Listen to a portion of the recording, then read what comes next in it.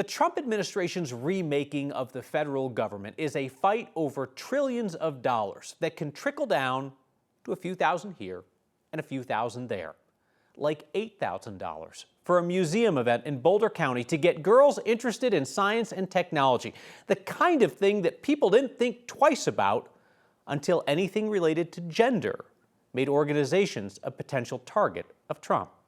Evan Krugel has the story. At the WOW Children's Museum in Lafayette, kids learn through play. Bump, bump, bump, bump.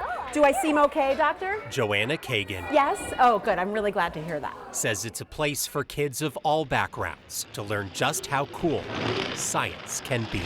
Whatever their background, whatever language they speak, however they like to play, we're here to support that experience. Every year, they host a Girls in Science event to inspire young girls to pursue careers in STEM.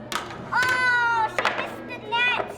This is the exact type of thing they'll be experimenting with. They'll also be doing hands-on experiments that these women in STEM professionals bring with them to WOW. But this year, groups that typically sponsor the event are backing out over concerns they could lose federal funding if they spend money on something the Trump administration considers diversity, equity, or inclusion. What we're hearing is that it really is coming down to a lack of clarity around these guidelines and what jeopardy these organizations may be putting themselves in if they choose to support events that celebrate diversity. Carly Knudsen says all but one of last year's sponsors have backed out, leaving them in an $8,000 hole to host the event. We reviewed records showing those sponsors include private companies with government grants and large public institutions across Colorado. We never thought this was a political event or a controversial topic to inspire young girls in the sciences and have them meet female role models.